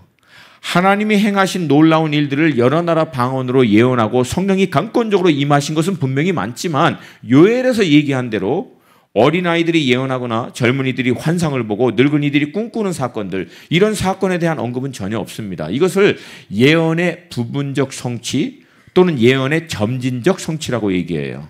쉽게 얘기할게요. 선지자가 예언의 말씀을 선포하고 그 예언이 미래의 어느 시점에 성취되는데 그 시점에 완전하게 성취되고 끝나는 게 아니라 그 시점에서부터 부분적으로 성취되면서 점진적으로 어느 한 미래 시점에는 완전하게 성취되는 때가 올 거라는 거예요. 그래서 요엘의 예언은 2000년 전부터 성취되기 시작해서 점진적으로 성취되다가 이제 마지막 때 클라이맥스를 이룰 때, 그 최고조를 이루는 어느 시점에는 가장 강력한 성령의 역사가 임하게 될 줄로 믿습니다. 할렐루야. 할렐루야. 이때 요엘이 예언했던 이 강권적인 성령의 역사를 통해서 주님의 다시 오실 길들을 예비하는 선두주자 세대들이 일어날 것이고, 이들이 일어나서 마태복음 24장 14절에 있는 것 같이 이 천국복음을 모든 민족에게 증거되기 위하여 온 세상에 전파되는 일들이 일어나고, 그 결과로 요한계시록 7장에서 얘기한 것 같이 셀 수도 없는 허다한 사람들이 민족과 백성과 방언과 족속 가운데 일어나서 다시 오실 메시아를 예비하는 일들이 일어날 거라는 거예요. 할렐루야. 할렐루야. 성령이 임하면 늙은이들이 뭘 꿈꾸냐면 이걸 꿈꾸라는 거예요. 하나님의 새로운 세대들이 일어나는 것을 꿈꾸는 거예요. 여러분, 꿈은 누가 꿔요? 사실 꿈은 누가 꿔요? 아니, 뭐 이렇게 반응들이 없어요. 보통 꿈은 누가 꿔요? 어린애들이. 그렇죠? 뭐가 되고 싶다. 근데 여러분, 성령이 임하면 늙은이들도 꿈을 꾼다는 거예요. 할렐루야. 할렐루야. 그리고 성령이 임하면 청년들이 야망이 아니라 비전에 사로잡는 게, 오늘 본문에서 얘기하고 있는 환상은 다른 말로 하면 계시입니다. 이 말을 다른 데서는 또 비전이라고 얘기했어요. 히브리 원어로 하존이라는 단어예요. 하존. 하나님이 보여줄 때는 계시로 번역하고요, 그거를 사람들이 받을 때는 묵시로 얘기합니다. 그래서 성경에서 백성들이 묵시가 없으면, 하나님께로부터 오는 계시적인 비전이 없으면 방자히 행한다고 얘기합니다. 그게 무슨 말이에요? 헤맨되는 거예요. 헤맨되는 거예요. 할렐루야. 하나님께로부터 오는 비전이 우리 수지 선한목적교회에 있기를 원합니다. 하나님께로부터 오는 이 놀라운 비전이 임할 수 있기를 원합니다. 청년들이 이 세대의 유행을 쫓아서, 가치를 쫓아서 세상의 야망에 잡혀 있는 게 아니라 성령이 임하시면 야망이 있는 자리에 하나님의 계시적 비전이 임하게 된다는 거예요. 그리고 여러분, 보통 예언은 구약의 예를 보면 누가 많이 했어요? 그냥 예언 많이 하시는 분 이미지가 있잖아요. 수염 많고 주 여호와 하나님이. 근데 여기서는 성령이 임해버리면 누구도 예언한다는 거예요. 누구도. 어린아이들이, 용서해 주세요 이런 표현을, 어린아이들이 예언한다, 이 얘기는 뭐냐면 개나 소나 다 한다는 거예요. 성령이 임해버리면 그냥 다 할 수 있다는 거예요. 할렐루야. 제 표현이 너무 거칠었나요? 반응이 없네, 반응이. 그러니까 여러분, 뭐 영적으로 성숙하고 굉장히 오랫동안 막 훈련 잘 받고 막 어마어마한 사람들만 막 조심스럽게 해갖고 뭐 하나님이 이런 말씀, 이게 아니라는 거예요. 성령이 역사해버리면 어린아이와 같은 사람들도 하나님의 말씀을 인용해서 예언을 해버린다는 거예요. 할렐루야. 할렐루야. 이들을 통해서 하나님은 열방 가운데 잠자고 있는 영혼들을 깨우고 복음의 말씀을 전파케 하고, 그게 다시 오실 주님의 길을 예비할 수 있는 유일한 길이라는 거예요. 왜? 마태복음 24장 14절이 그걸 얘기하고 있기 때문에. 천국 복음이 모든 민족에게 증거돼서 전파돼서 그 모든 민족, 백성, 방언, 족속 가운데 허다한 사람들이 주님께 돌아와서 다시 오실 메시아를 예비하는 거예요. 환영할 수 있는 준비가 되어 있을 때 주님이 오시는 줄로 믿습니다. 근데 여기서 우리가 눈여겨봐야 될 것이 있어요. 이런 새로운 세대, 이런 선두주자 세대는요, 하늘에서 안 떨어져요. 땅에서 그냥 솟아나지 않습니다. 여러분, 오늘 본문에서 언급하고 있는 대로 이런 새로운 선두주자, 다시 오실 주님의 길을 예비할 수 있는 이 세대들은요, 사가랴와 엘리사벳이 있어야만 가능하다는 거예요.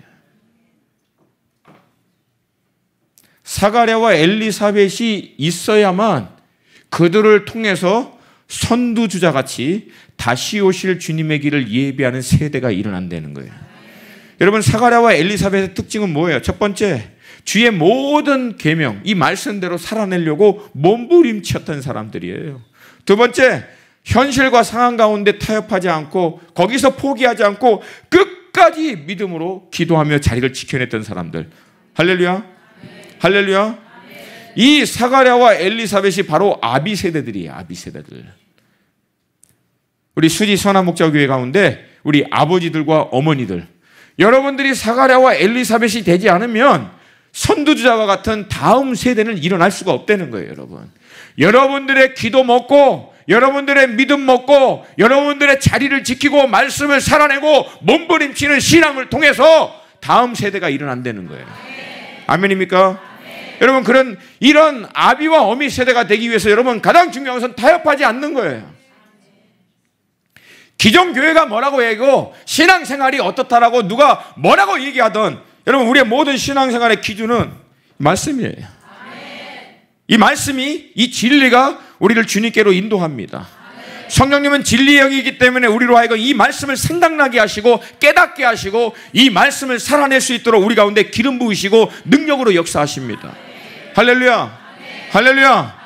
그래서 사가랴와 우리 엘리사벳과 같은 기존 세대들은 날마다 말씀 앞에서 여러분이 실제적인 삶, 성경에서 얘기하고 있는 이 패역한 세대 가운데서도 하나님의 말씀을 향해서 조소하고 비웃는 이 세대 가운데서도 여러분은 날마다 말씀 앞에 여러분 자신을 쳐서 복종시키는 거예요.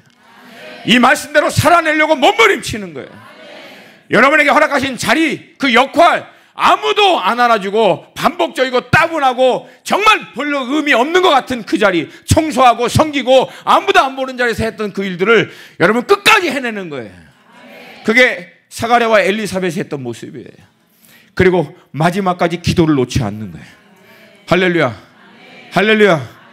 그러면서 여러분 기도 가운데 꿈을 꾸는 거예요. 하나님, 우리의 이 신앙을 통해서, 우리의 이 기도를 통해서, 우리의 이 믿음의 싸움을 통해서 하나님 새로운 세대가 일어나게 하여 주셔서 우리 선한 목자교회 가운데 선두주자들이 일어나게 하여 주옵소서.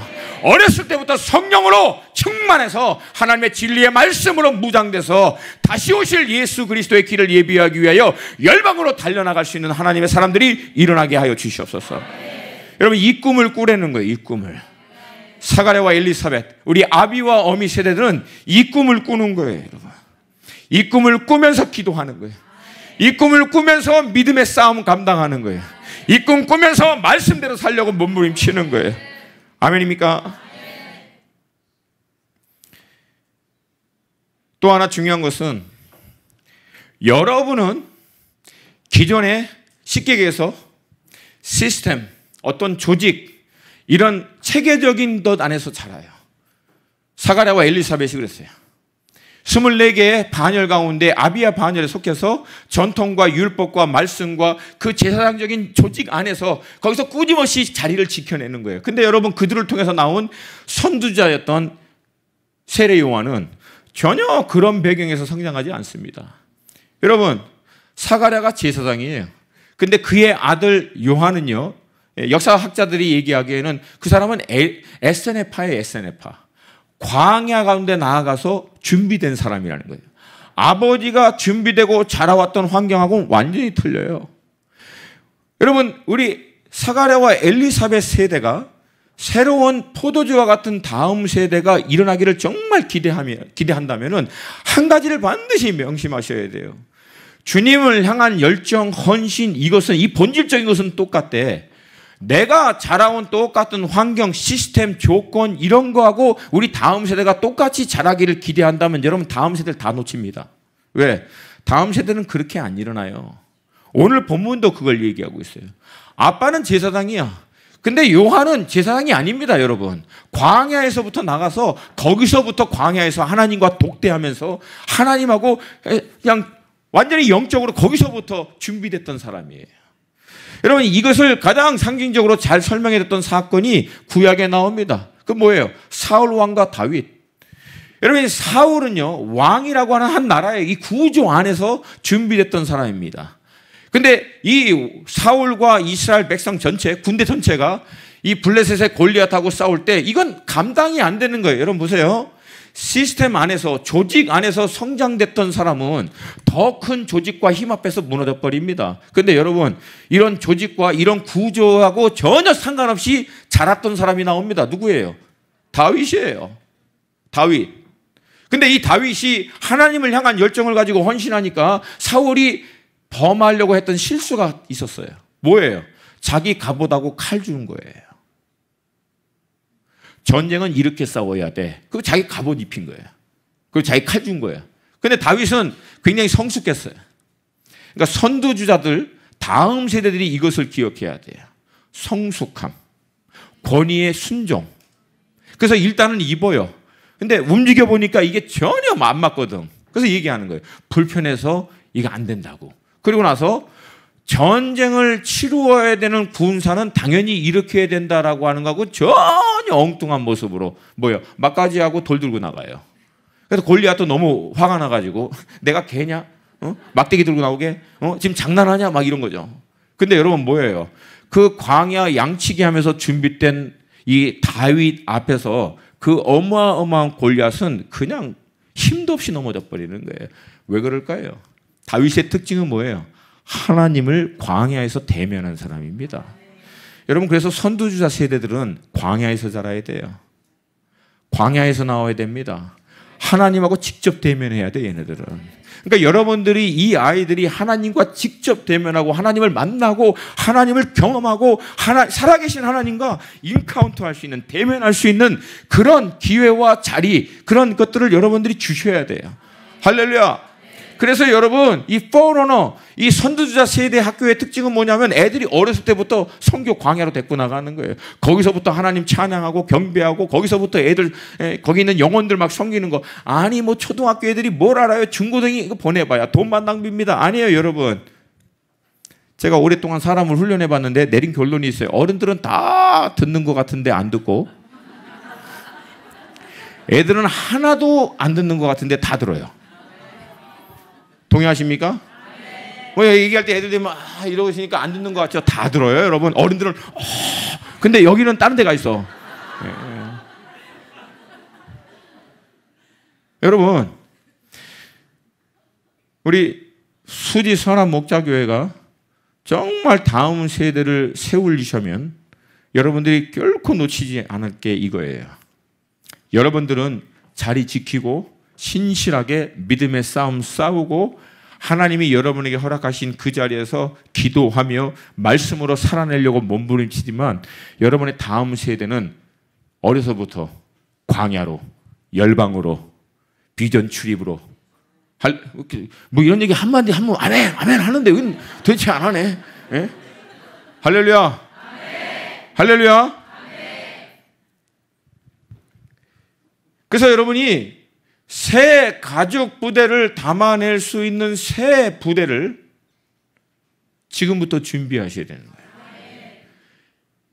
여러분, 새 가죽 부대가 준비되지 않으면 새 포도주는 절대 못 담습니다. 흘러버리지. 흘러나가요. 새 나가요. 다른 데로. 그러니까 여러분들이 낡은 가죽 부대가 되지 않도록 깨어 있으셔야 돼요. 그래도 우리 교회는 새 건데요. 늘 시작은 새로 와요. 근데 시간이 지나면서 그게 전통이 되고 그게 시스템이 되고 그게 구조적으로 이게 굳어지게 되는 거예요. 그러므로 말미암아 여러분들 늘 깨어 있어서 우리의 다음 세대가 일어나기 위한 몸으로 우리가 준비하기 위해서는 어떻게 해야 될 것인가? 여러분 이것은 인간의 플랜, 계획, 논의, 뭐 이렇게 의논 이걸 통해 나오는 게 아니라 계시적인 메시지를 통해서 받아냅니다. 그래서 여러분 기도하셔야 돼요. 기도하셔야 된다고요. 이거는 어떤 답이 딱 있는 게 아니라 각 교회 몸을 향하신 하나님의 음성을 요한계시록에서 얘기했듯이 성령이 교회들에게 하신 음성을 이 말씀을 들을지어다. 아멘. 우리 수지 선한 목자 교회가 다음 세대 우리 선두주자 같은 세대를 담아낼 수 있는 몸이 되기 위해서 하나님 우리 이 몸이 어떻게 준비해야겠습니까? 어떻게 해야 우리가 새 가족부대와 같은 역할을 감당하겠습니까? 이걸 놓고 고민하고 씨름하고 기도하고 하나님께 요청하는 거예요. 아멘입니까? 여러분 예수님 당시에 낡은 가족부대는 대제사장과 서기관과 바리새인 당시의 종교 시스템이었어요. 주님이 생각했던 새 포도주, 새로운 포도주는 뭐였어요? 그 새로운 포도주를 담아낼 수 있는 새 가족부대는 그게 교회였어요. 교회. 할렐루야. 할렐루야. 성령이 살아 역사하시는 주님의 몸. 그 가족부대 새로운 세대들이 일어난 거예요. 할렐루야. 아멘. 저는 이런 다음 세대들이 일어날 수 있기 위한 실제적인 제안을 여러분 교회 가운데 좀 드리길 원해요. 저는 한 20년간 선교 동원을 위해서 작게는 뭐 한 20명 있는 교회 또 많게는 또 수천 명이 있는 교회에서도 말씀을 늘 나눴는데 제가 이렇게 많은 교회를 다니고 내린 조심스러운 결론이 있어요. 이 교회가 과연, 이 지옥교회가 과연 미래가 있는 지옥교회인가 그렇지 않은가. 물론 전부 다 그렇다라고 그냥 100% 맞습니다 그렇게 얘기하기는 조심스러워요. 그러나 거의 한 95%? 그래서 미래가 있는 교회와 다음 세대를 정말 살릴 수 있는 교회와 그렇지 못하는 교회 딱 한 개 보면 압니다. 여러분, 지옥교회가 미래가 있기 위해서는 그 전에 이루었던 것을 지키고 그것을 유지하고 그것을 메인테인, 그것을 지속하는 일에 사랑과 시간과 열정, 돈을 쏟아붓는 교회는 절대 미래 없습니다. 다시 얘기할게요. 여러분이 지금까지 이루어낸 것들을 유지하고 지켜내고 그것을 지속하기 위해서 많은 열정과 사랑과 돈을 거기에다가 정작 쏟아부어 버리면 미래가 없다는 거예요. 반대로 새로운 것들을 위해서, 다음에 일어날 것들을 위해서 사랑과 돈과 열정을 쏟아붓는 교회는 미래가 있습니다. 여러분, 경영학에서 보면요, 그 매니지먼트 스타일하고요, 그러니까 기존의 어떤 자기 기업이 이루어낸 결과를 유지하기 위해서 하는 경영 스타일이 있고요. 또 하나는 늘 새로운 것들을 도전하고 창조적인 어떤 새로운 일들을 만들어내는 일에 많은 에너지와 재정과 이것들, 사람들을 투자하는 회사가 있어요. 그러면 여러분 볼 때 어느 회사가 미래가 있을까요? 뭐 하여튼 뭔 말인지 잘 모르겠지만 두 번째 똑같아요. 여러분, 기성세대들이 자기네들이 지금껏 이루어 놓았던 것들을 놓치지 않기 위해서, 그것들을 어떻게든지 유지하기 위해서 거기에 만약에 시간과 에너지와 사람을 쏟아부으면 그 교회는, 그 기성교회 세대가 끝나면 끝납니다. 명심하셔야 돼요. 이건 여러분 진리의 문제가 아니라 통계의 얘기예요. 통계. 그러나 기성세대들이 그동안 이루었던 것이 아니라 앞으로 이루어야 할 일에 대해서 마음을 쏟고 거기에 투자하고 거기에 헌신하게 되면 그 교회는 끊임없이 성장합니다. 할렐루야. 할렐루야.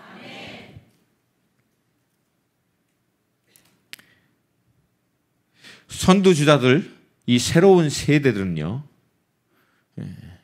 학습, 커리큘럼 여기서 안 나와요. 하나님과의 인카운트에서 나옵니다. 그러니까 절대 새로운 세대를 만들기 위해서 굉장히 막 좋은 시스템, 좋은 프로그램, 막 커리큘럼, 그러면 여러분 모범생 나와. 모범생. 창조적인 사람이 안 나와요. 제가 이제 한국에 와서 산 지가 2년 됐거든요. 2년 됐는데, 물론 좋아요. 다 좋아. 근데 느낌이 뭐냐면 한국 이 학교의 어떤 정책이 그냥 모범생 도장 찍어 놓는 것 같아. 그리고 거기 넘어가면 얘는 안 돼. 그냥 다들 똑같아. 그래서 애들이 너무 똑같아. 하다못해 생긴 것까지 똑같아. 옷 입는 것도 똑같고. 너무 놀랐어요. 어떻게 사람이 어떻게 이렇게 다들 성향이, 입맛이 이렇게 다들 똑같을까요? 여러분, 뭐 하여튼 편하게 하라고 하셨으니까 할렐루야.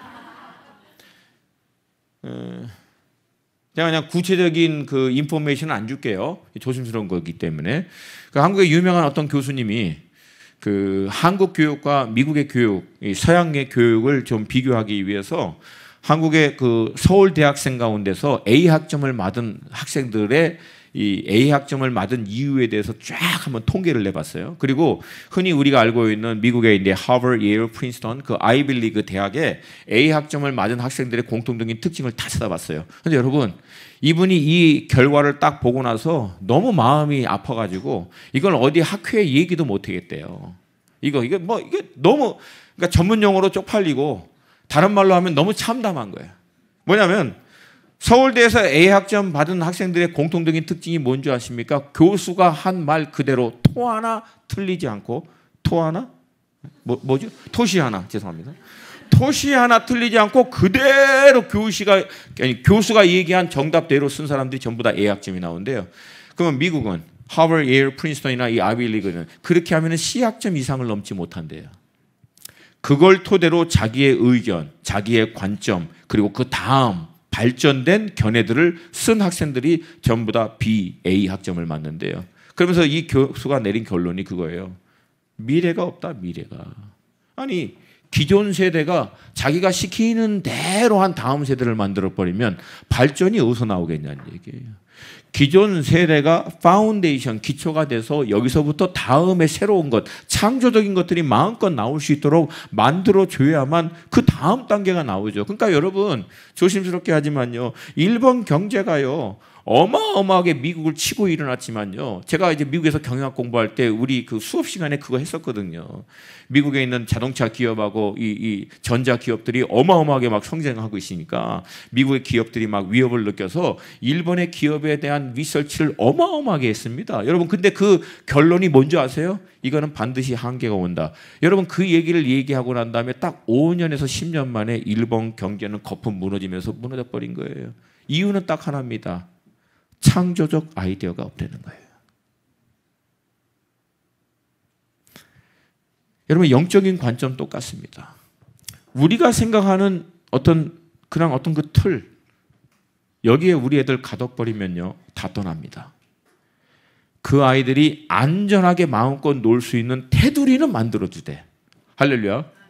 뭐 테두리까지 무너버리면 안 돼요, 여러분. 이거까지 무너버리면 안 되죠. 근데 그 안에서 마음껏 하나님을 경험하고 만나고 찬양하고 할 수 있도록 여러분들이 그 아이들을 위해서 투자하시고 기도해 주시고, 할렐루야. 그러면 새로운 세대가 일어나게 될 줄로 믿습니다.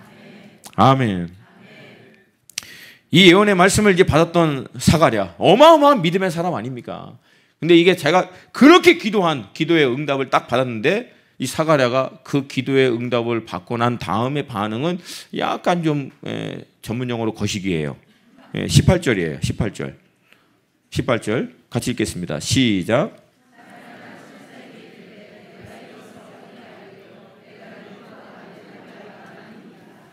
무슨 말이에요? 쉽게 얘기해서 못 믿겠다는 거예요. 못 믿겠다는 거예요. 말이 안 된다는 거예요. 뭐 어떻게 기도는 왜 했지?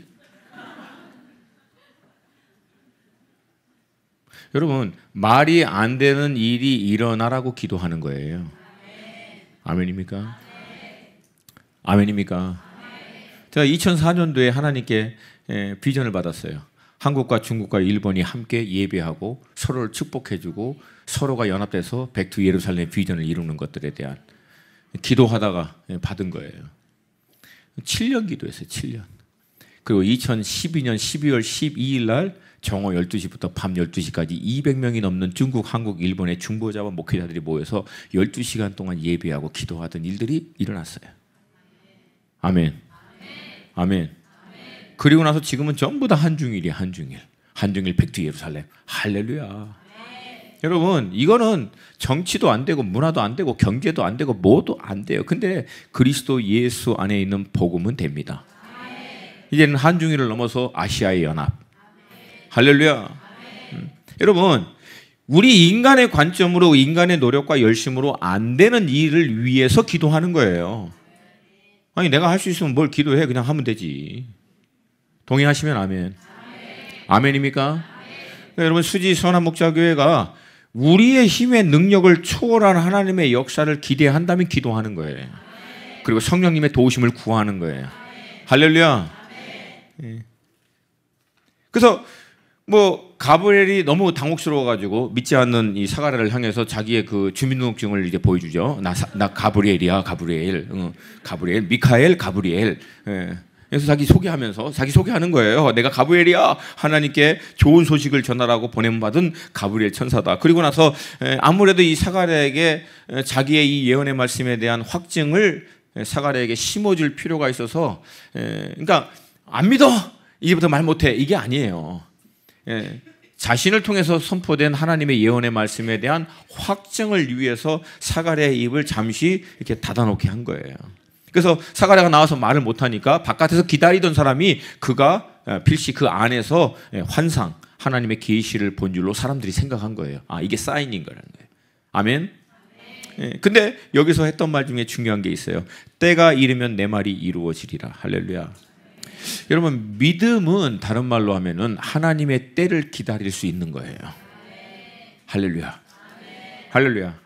그리고 저는 개인적으로 성경의 말씀을 기초로 하고 저 개인적인 삶을 통해서 제가 경험한 것을 기초로 해서 제가 확신하는 것이 있습니다. 하나님의 때가 가장 완전한 때예요. 하나님의 때가. 하나님은 정확한 하나님의 때를 아세요. 우리 불완전한 우리의 관점, 불완전한 우리의 생각으로 이 하나님의 때와 의중을 너무 쉽게 이렇다 저렇다 얘기하지 마세요. 왜? 근본적인 차이가 있어요. 왜? 우리는 지금만 봐. 하나님은 알파와 오메가에서 시작과 끝 전체 그림을 한꺼번에 보고 계세요. 관점 자체가 우리보다 틀려요. 하나님의 경영은 우리가 생각하고 있는 경영의 사이즈 자체가 틀려요. 그분은 이미 창세 전에 모든 시작과 끝에 대한 마스터 플랜을 가지고 창조의 일을 시작하셨고, 이 일이 우리의 모든 실수와 넘어짐과 그냥 뒤틀리고 깨지고 망가뜨리는 그 모든 것도 합력하여 결국은 마지막에 어떻게 이룰 것인지에 대해서 완전한 계획을 가지시고 주도적으로 그 일을 하고 계세요. 그러므로 하나님의 때가 가장 완전한 줄로 믿습니다. 할렐루야. 여러분, 만약에 사가랴와 엘리사벳이 이 하나님의 때를 기다리지 않고 막 그냥 지금 당장 안 주면 나를 불러가세요 막 했어. 여러분, 뭐 그런 얘기 많이 하잖아요. 뭐 하나님 앞에 뭐 하나님 바지가랑이를 잡고 막 매달리라고. 그래서 그걸 매달렸다고 쳐. 그래서 하나님이 너무 징해가지고 그냥 하도 난리 부려가지고 사가랴고 엘리사벳의 기도 응답을 받고 하나님이 그냥 줘버렸어. 아들을 줘버렸어. 그러면 여러분, 걔는 제사장은 될 수 있어요. 근데 예수님의 길을 예비할 수 있는 마지막 선두주자, 예수 그리스도의 메시아의 길을 예비할 수 있는 하나님의 사람은 못 됩니다. 그냥 평범한 제사장에서 끝나지. 왜? 오실 메시아의 길을 예비할 수 있는 사람으로 준비되려면 이때 나와야 된다는 거예요. 이때.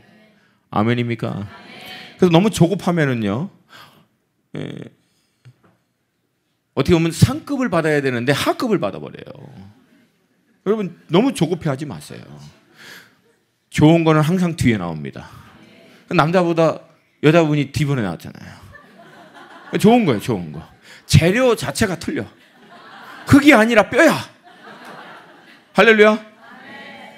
그래서 돕는 배필이잖아요. 도우려면 영양이 더 좋아야 돼요, 사실은. 아멘입니까? 아니, 저는 17년 넘게 결혼했는데 내린 결론이 있어요. 마누라 말은 무조건 듣자. 첫 번째는 세계 평화를 위해서, 두 번째는 어떻게 됐던 남자들은 급한데 여자들은 이것저것 꼼꼼하게 다 생각해서 내린 결론이기 때문에 들어도 무난하다. 할렐루야. 뭐 남자분들 별로 동의를 안 하시나요? 아멘입니까? 남자는 세 여자 얘기만 잘 들으면 돼요. 첫 번째 어머니, 두 번째 와이프, 세 번째 내비게이션. 절대 길을 잃어버리지 않습니다. 아멘입니까? 그래서 여러분, 하나님의 때가 가장 완전합니다. 만약에 사가랴와 엘리사벳이 너무 날려갖고 만약에 일찍 애가 나와버렸으면, 다시 얘기할게요, 걔는 세례 요한이 될 수가 없어요. 세례 요한은 이때 나와야 됩니다. 아멘입니까? 결국 여기서 우리가 좀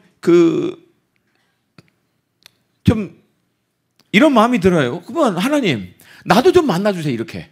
예? 여러분, 묵상하다 보면 막 이런 장면 나오면은 그런 질문이잖아요. 아니, 하나님, 나도 만나주시라고. 예? 하나님, 집사야, 누구누구 집사야, 내가 가브리엘인데 쫙 나타나가지고, 아니, 나도 이렇게 만나면 내가 그냥 쇠가 빠지도록 하나님 섬기겠습니다. 나도 만나주세요. 예? 여러분, 그런 뭐 있잖아요. 그게 우리 연약해가지고 막 그런, 하나님 나도 만나주세요. 예. 여기서 사가랴가요, 한 30년 섬기다가 하루 만난 거예요. 하루. 그러니까 여러분, 지금부터 30년만 하세요. 할렐루야. 할렐루야. 30년 동안 기도 응답이 없고 모두가 그냥 놀리고 뭐라고 해도 그냥 끝까지 믿음으로 말씀대로 살려고 몸부림치면서 기도하는 자리에서 그냥 죽으라고 하나님 섬기는 30년 끝자락에 하나님 딱 수고했다. 할렐루야. 아니, 하나님 그게 바쁘세요? 자주 만나면 얼마 좋아요. 자주 만나주시지. 이렇게 좋은 걸 그냥 맨날 오셔갖고 말씀해 주시면 얼마나 좋아요. 내 딸아, 내 아들아, 내가 너 사랑한다. 내가 너를 통해서 놀라운 일을 행할 것이다. 너의 기도가 응답됐느니라 막 나타나셔서 말씀, 바쁘다가 나오시고 막 빨래할 때 나오시고 막. 다시 읽어드릴게요. 12절. 사가랴가 보고 놀라며 무서워하니. 이거는 너무 놀래가지고 거의 기절할 뻔한 사건이거든요. 근데 여러분, 시내산에서도 똑같은 일이 나옵니다. 하나님이 시내산에서 구름으로 번개 가운데 영광 가운데 임하니까 백성들이 이렇게 얘기합니다. 모세에게 이르되 당신이 우리에게 말씀하셔서 우리가 들으리이다. 하나님이 우리에게 말씀하지 말게 하소서 우리가 죽을까 하나이다. 만약에 여러분 하나님이 바쁠 때 오고 빨래할 때 오고 계속 오세요. 그러면 죽을까.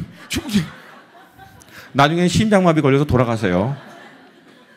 감당할 것을 구하세요. 감당할 것을. 감당할 수 있을 만큼만. 바쁘다가 하나님이 내 따라 빨리 털고 있는데 내 따라 우리의 연약함을 아시는 하나님이 적당한 때에 알아서 그분의 임재와 영광을 나타내어 주셔서 감사합니다. 그 임재와 영광의 강도도 우리에게 적당하게. 할렐루야. 여기 이 자리에 하나님이 그냥 갑자기 그분의 영광과 임재를 그냥 제한 없이 확 임했다고 생각해 보세요. 제가 알기로는 거의 다 주님 앞에 다음날 다 가시게요. 거의 다 가세요. 그러나 여러분, 하나님은 이미 우리 안에 들어와 계세요. 이미 우리를 성전 삼으셔서 우리 안에 계세요. 그리고 우리와 끊임없이 교통하기를 원하십니다. 아멘. 근데 여러분, 사가랴 이 아비 세대에게 있어서 가장 결정적인 사건, 제가 가장 어떻게 보면 놀라운 것, 은혜 받은 것은 바로 23절이에요. 제가 읽어드릴게요. 사가랴가 그 직무의 날이 다 되매 집으로 돌아가느냐. 여러분, 이런 말씀 그냥 쉽게 지나쳐요, 우리가.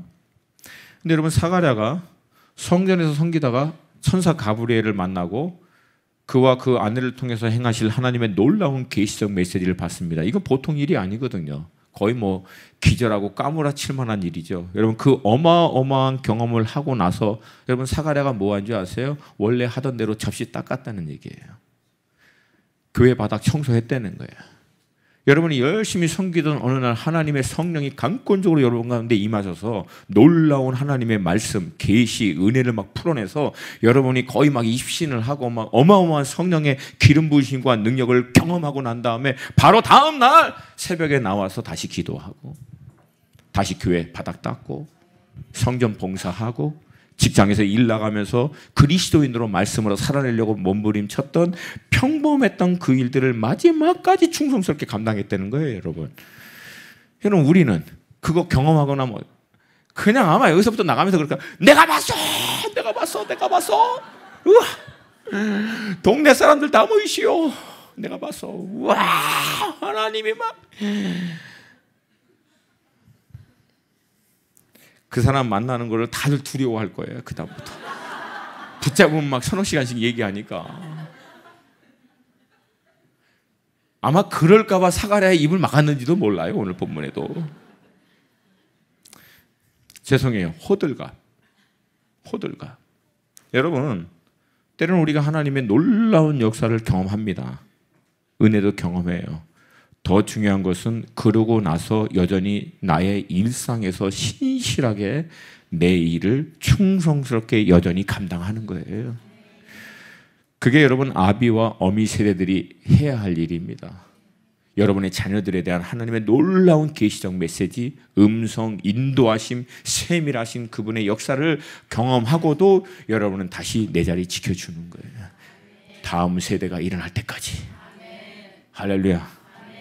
그런 여러분들을 통해서 하나님이 놀라운 일을 행하실 줄로 믿습니다. 여러분, 오늘 말씀의 핵심은 간단합니다. 선두주자, 다시 오실 메시아의 길을 예비하는 새로운 세대들이 일어나기 위해서 먼저는 사가랴와 같은, 엘리사벳과 같은 아비와 어미 세대가 반드시 있어야 한다는 거예요. 여러분, 이 믿음의 싸움 만만하지 않아요. 앞으로 시간이 지나면 지나갈수록 성경 마태복음 24장과 요한계시록의 말씀을 볼 때 마지막 때가 가까울 때의 사인은요 너무나 분명합니다. 많은 사람들이 믿음에서부터 떨어져 나간다는 거예요. 대충 타협합니다. 할 수만 있으면 믿는 사람들도 유혹하고 넘어뜨리기 위해서 사단과 어둠의 권세는 별 방법을 총동원해서, 여러분 성경에서 얘기하는 하다못해 죽은 사람도 살려낼 거라고. 그럼에도 불구하고 우리는 모든 종교의 흉내, 모든 이런 영적인 푸닥거리 가운데서 휩쓸리지 않고 말씀 앞에 다시 서는 거예요. 말씀 앞에 다시 서는 거예요. 나는 이 말씀대로 살고 있나?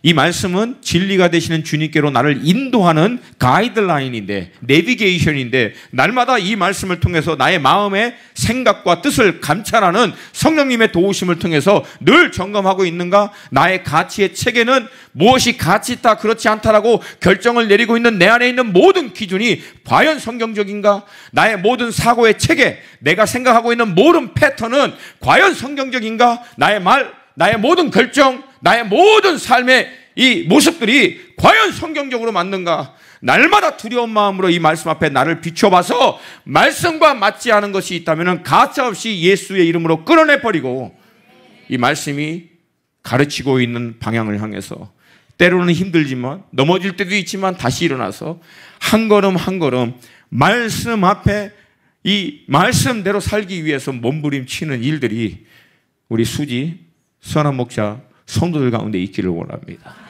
그리고 이 말씀대로 살아내기 위해서 깨달은 말씀을 영적으로 소화하고 이 말씀을 살아낼 수 있도록 도우시는 성령의 능력과 은혜를 구하기 위해서 무릎으로 나가는 거예요. 그냥 무작정 기도하지 마시고 말씀 붙들고 기도하세요. 말씀, 하나님 이 말씀이 내게 실제가 되게 해주세요. 이 말씀대로 살 수 있도록 성령님 도와주세요.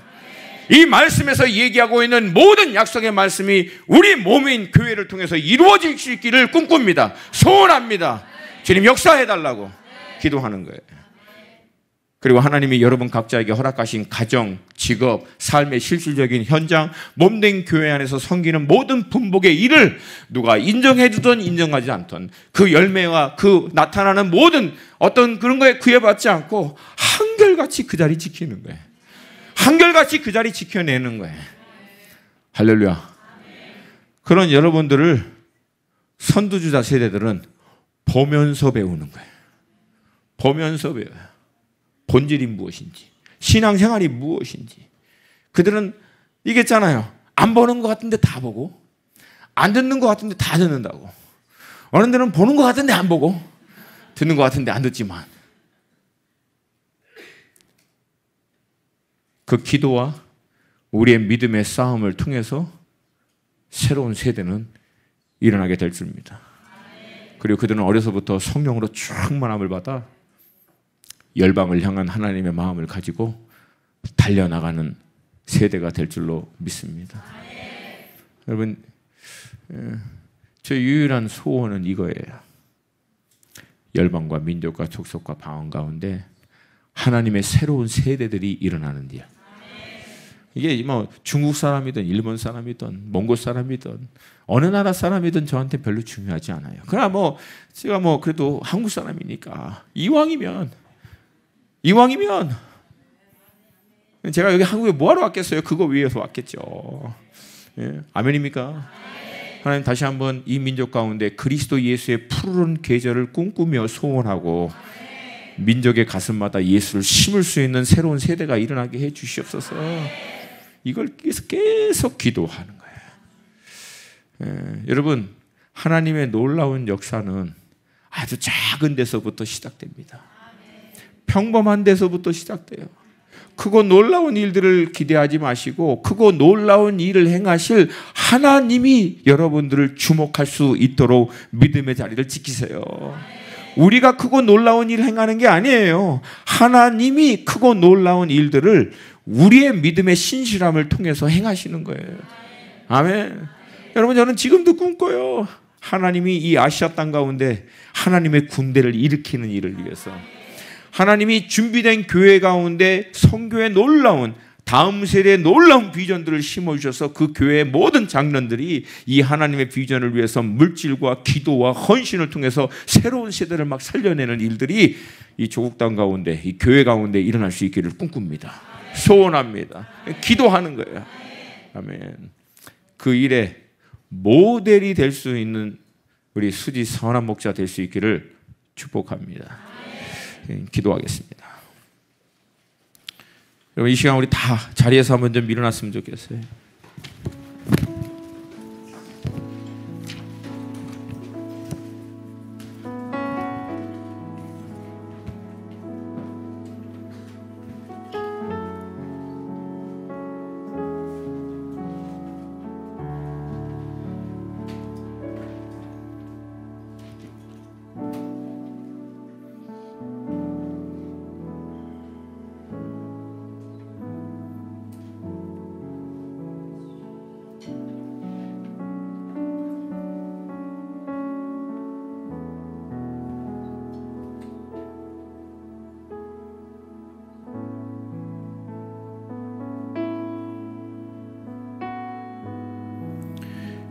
여러분, 오늘 본문에 나와 있는 엘리사벳과 사가랴와 같은 믿음의 삶 쉽지 않습니다. 이거 쉽지 않아요. 쉽지 않지만 가치 있어요. 정말 가치 있는 거예요. 하나님이 제 마음 가운데 주시는 감동은 우리 수지 선한 목자 교회 가운데 이 사가랴와 엘리사벳, 아비와 어미가 일어나기를 원합니다. 하나님, 난 늙어서, 하나님 나는 이제 다, 여러분, 결코 그렇지 않습니다. 성령님이 임하시면 늙은이도 꿈을 꿉니다. 여러분, 하나님이 능력이 없는 게 아니라 내가 하나님을 제한하는 거예요. 믿음의 역사들은 늘 사람들이 제한함으로 말미암아 제한됩니다. 하나님은 결코 제한받지 않으시는 분이신 줄로 믿습니다. 저는 우리 선한 목자교회 가운데 이 사가랴와 엘리사벳과 같은, 갈렙과 같이 그 노년의 나이에 상관없이 자신의 환경, 여건, 어떤 경제적인 어떤 모든 그런 거 다 뛰어넘어서 여러분, 지금이라도 하나님, 내가 사가랴와 엘리사벳이 되기를 원합니다. 우리의 다음 세대가 일어나는 것을 꿈꾸고 그 자리를 지켜 기도하며 말씀을 믿음으로 싸워낼 수 있는 하나님의 사람이 내가 되기를 원합니다. 이 경건의 능력이, 하나님의 말씀이 실제가 되는 이 믿음의 역사가 내 삶 가운데 회복되게 하여 주시옵소서. 하나님, 이것이 나의 기도의 제목입니다 하시는 분들, 우리 아비와 어미 세대들은 우리 두 손을 들어 하나님 앞에 좀 기도했으면 좋겠어요.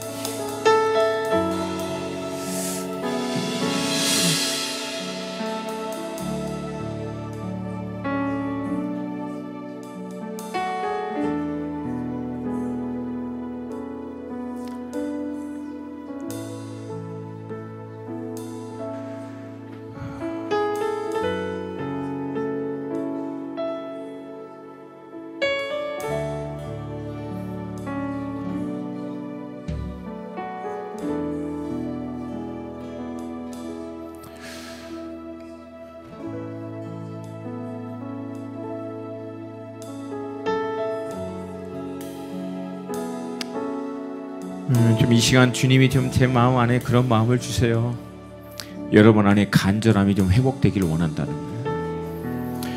거예요. 여러분 함께 저랑 따라 좀 해주세요. 신앙은 태도의 문제다. 여러분, 신앙은 여러분의 마음의 태도의 문제입니다. 그 마음의 태도, 그 중심의 간절함 사라져버리면 더 이상 소망 없습니다. 여러분, 그 간절함이 때로는 사그러져 갈 때 여러분 스스로에게 선포하셔야 돼요. 내 영혼아 깨어날지어다. 내 영혼아 깨어날지어다. 내 영혼아 주를 바라볼지어다. 하나님, 우리 수지 선한 목자 교회 가운데, 우리 아비와 어미 세대 가운데 주를 향한 열정, 간절함, 침노하는 믿음의 영성, 경건의 능력의 회복에 대한 강건한 소원, 하나님, 이것들이 새롭게 일어나게 하여 주시옵소서. 우리가 사가랴와 엘리사벳과 같이 하나님의 다음 세대를 세울 수 있는 경건의 모양이 아니라 경건의 능력을 회복하는 자, 신앙을 흉내내는 자가 아니라 말씀을 살아낼 수 있는 하나님의 세대로 일어나게 하여 주시옵소서. 우리 주님의 이름을 세 번 불같이 기도합니다. 주여!